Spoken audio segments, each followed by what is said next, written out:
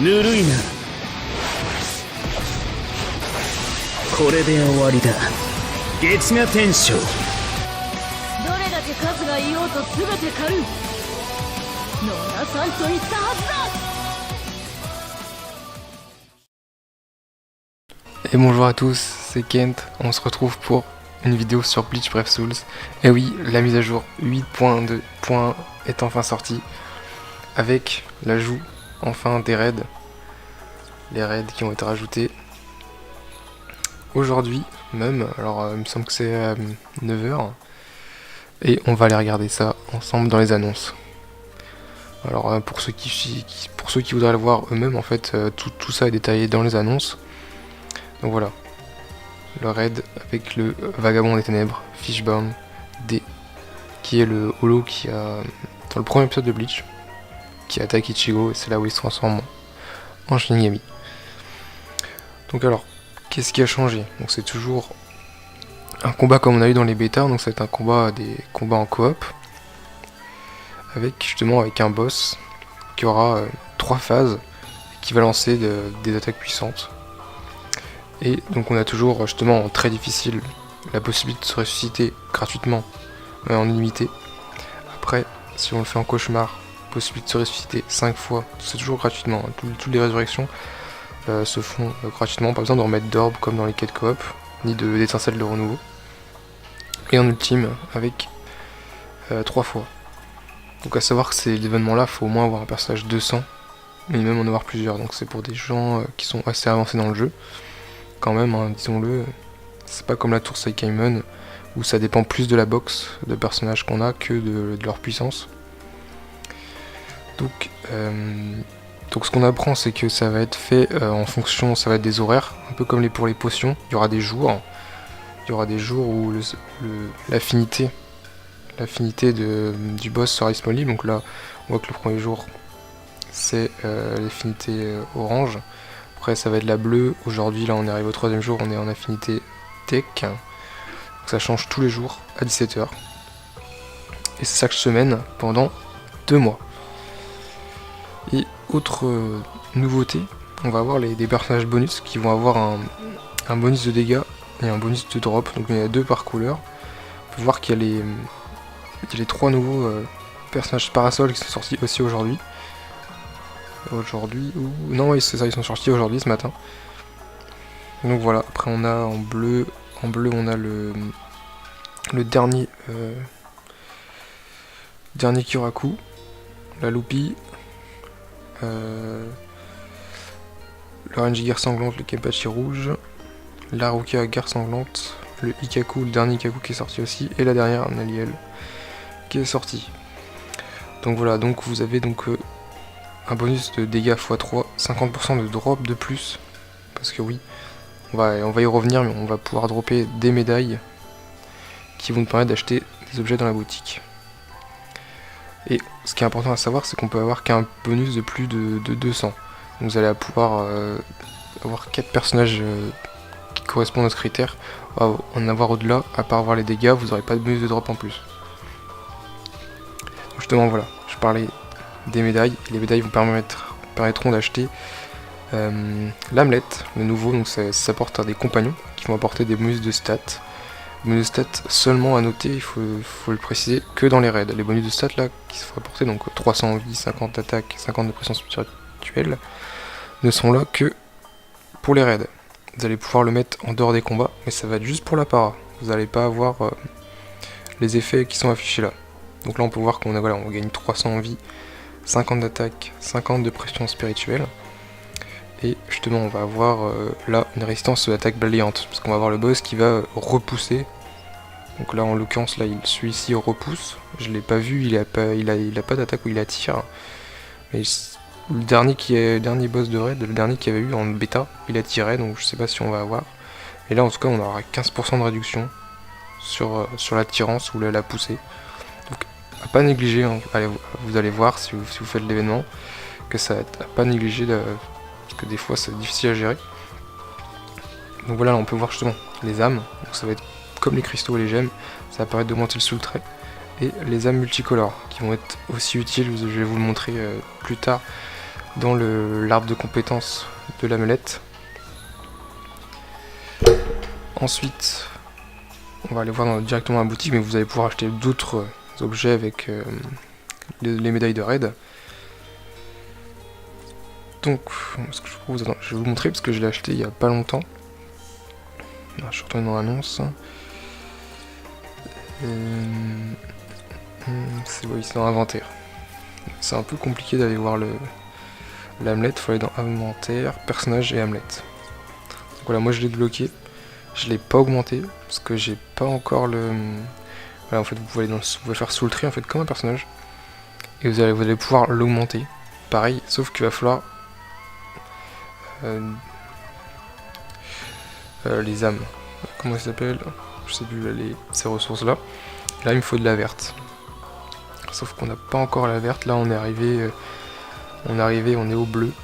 Au bleu, donc on peut gagner des bleus. Et vous allez voir qu'après, il vous faut pour la violette, il vous faut par exemple 2 de chaque couleur et les multicolores qui vont être importantes, qui vont nécessiter d'être obtenus pour augmenter les bonus de sous le trait. Voilà, vous voyez, ces 2 bonus là et celui-ci, ils vont nécessiter des âmes violettes. Donc voilà, donc le but de l'événement, ça va être vraiment de farmer pour pouvoir augmenter le petit familier, on va dire, pour après réussir des raids encore plus durs. Pourquoi pas réussir des raids ultimes qui sont la dernière difficulté et qui sont pas à la portée de tout le monde, même ceux qui ont des bonnes box n'y arrivent pas. Moi j'en ai réussi quelques-uns, mais les ultimes j'ai quand même un peu de mal. Donc on va aller un peu voir le menu raid, puis on va faire une partie, on va essayer de faire une partie. Donc là j'ai équipé l'Hamlet et j'ai pris justement Kiraku pour avoir le bonus de dégâts et le bonus de drop, et je l'ai équipé avec une pilule d'âme artificielle pour augmenter la pression spirituelle au maximum, un Yuki toujours pour la pression spirituelle et un Golden Yuki pour la pression spirituelle. Après je l'ai mis en double temps de recharge -14 et j'ai mis le Chad qui est très utile avec sa résurrection qui est très utile puisque quand vous mourrez, vous pourrez ressusciter gratuitement ou un certain nombre de fois, mais le temps va s'allonger. Donc, on va faire un exemple, chercher un groupe pendant ce temps-là. Donc, par exemple, au début, vous allez avoir 30 secondes, mais si vous mourrez, ça va faire 40 secondes. Et à savoir que si tout le monde meurt en même temps, même si vous reste de la vie, des vies pour ressusciter, vous perdez la partie. Donc vous êtes obligé de tout recommencer. Donc ça va vraiment être important pour vous ça va vraiment être très utile de pouvoir ressusciter le bonus de survie. Alors on va voir un peu ce qu'on lance. Bon, là on peut voir qu'on a 2 Kiraku et une Sun plus mon Kiraku. On a pris le bonus, on avait 200 de bonus de drop. Le chef a pas l'air de vouloir lancer.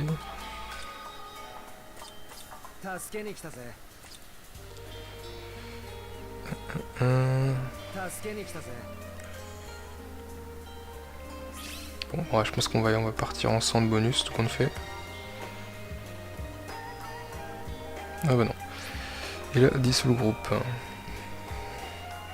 Bon, on va en chercher un autre.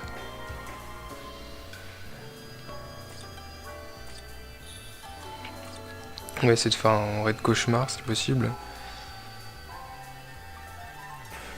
Celui-là, voilà. Only Kiraku.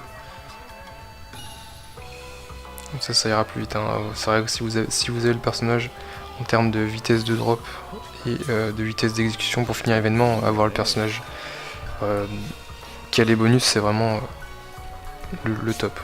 Bon, ils ont un peu exagéré, je trouve, avec les parasols. Parce que ils viennent juste de sortir, c'est des saisonniers. Et en plus, ils sont sortis le même jour, donc faut vraiment les mettre 200 rapidement. Parce que pas question de jouer avec niveau 150. Ou sinon, vous allez pas trouver de coop, ou alors que les coop niveau très difficile. Donc voilà, donc là on a un gros boss. là, pendant ces 2 mois, c'est Fishbone. Et justement, il va falloir en fait, le principe, il va falloir apprendre le schéma, son schéma d'attaque, qui est différent de l'autre, de l'ancienne démo qu'il y avait eu. De l'ancienne démo qu'il y avait eu, il fait pas les mêmes attaques, il va changer son rythme, ça va se ressembler, mais ça va quand même être différent. Sachant que le mur, là, avant il enlevait des dégâts, mais là il enlève des dégâts plus paralysé. Donc c'est vraiment à prendre en compte parce que du coup les repoussements, il va falloir vraiment gérer à ce qu'il ne pousse pas dans le mur, parce que après s'il balance une attaque qui one shot, vous allez mourir bêtement. Et donc le temps est très difficile, bon, il va pas avoir de difficulté, mais alors pour du cauchemar ou de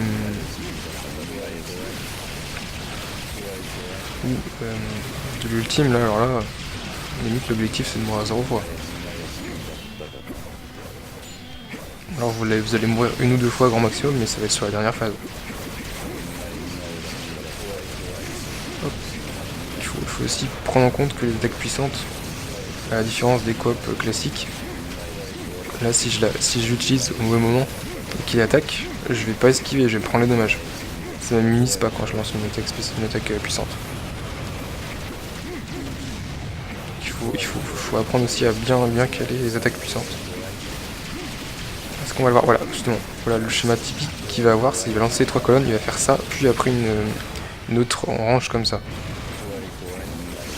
Il faudra apprendre à bien les esquiver. En fait, c'est ces schémas-là. À chaque fois qu'il va faire les 3 colonnes, il va après faire une attaque qui one-shot autour de lui, puis après sur un côté de la carte. En haut, en bas, à droite ou à gauche. Donc c'est quand il fait ça, c'est à ce moment-là où il faut vraiment bien penser à esquiver les attaques.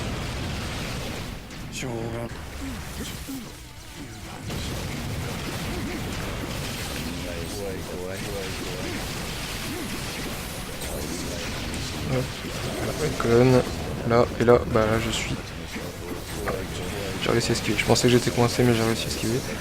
Là on va rentrer dans la 3ème phase. Hop, j'ai lancé attaque spéciale.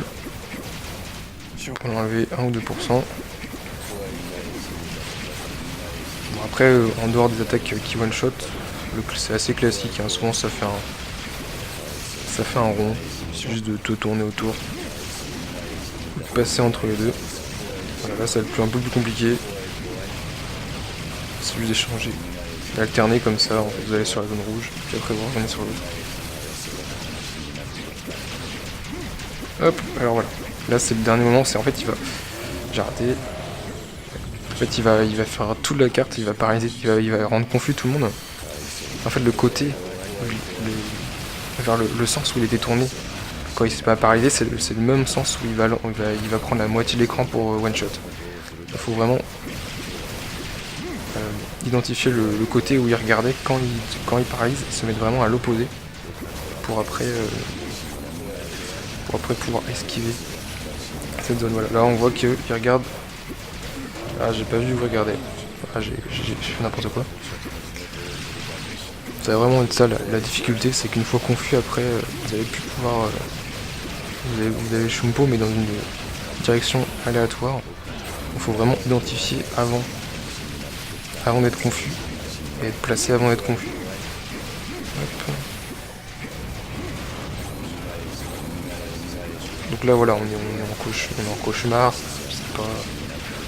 c'est pas les plus... Voilà, là on regarde qui regarde par là, donc l'attaque va être par là, non, même pas. Il regarde dans l'autre sens.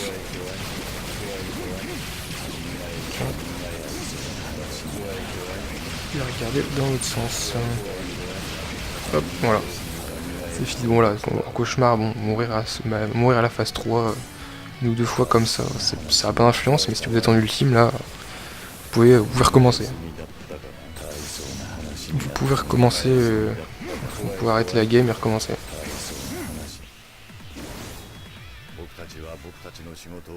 Hop, et là justement on va récupérer donc voilà, des mailles de raid, donc le premier objet. Le deuxième c'est les âmes, et puis quelques larmes. Alors c'est vrai que j'ai pas montré les médailles de raid. Les médailles de raid c'est ce qui va permettre d'être acheté dans le shop. C'est dans l'échange de médailles. Et voilà, vous pouvez prendre l'âmelette, je l'ai déjà pris, 50 médailles. Vous pouvez prendre des âmes. Sachant que celle-ci, à moins que ce soit les arcs-en-ciel, à moins qu'en ultime on puisse en avoir, sinon le seul moyen c'est de les avoir comme ça dans le magasin. Donc à garder ces médailles pour ça. Pour les âmes arcs-en-ciel en priorité. À moins que dans les ultimes on peut les avoir, sinon les garder. Les larmes, bon, pas très intéressant. Les potions, on a 15 pour 20. Plutôt rentable, je trouve. Les pinceaux pour 15 médailles, vous avez vu, vous faites une seule fois, vous avez un pinceau, ça peut valoir le coup. Les tickets bref sous. Personnages, il y en a 10 en tout, on peut en avoir 10. Ça peut être rentable, ça peut être si on a bien farmé. Et les orbes. Pourquoi pas les orbes? Pourquoi pas les orbes? Les cans non, on oublie. Hein. Les cans serviront à rien. Pourquoi pas les orbes? Mais après les âmes à part multicolore, pas acheter. C'est pas utile. Vous allez vous les dropper en même temps que les médailles. Donc si vous droppez les médailles, vous droppez aussi les âmes. Donc c'est pas utile. Les Grégor, si vous en manque 2 ou 3 pour finir tout le sous-trait, que vous avez la flemme d'attendre une semaine, voilà, vous pouvez, allez-y. Mais alors sinon, pas du tout rentable. Donc voilà un peu pour la fonction raid. Et c'est vrai que j'en ai pas parlé, j'ai pas fait de news sur les parasols, mais c'est vrai que c'est parce que j'avais plus d'orbes et franchement, ils sont pas moches.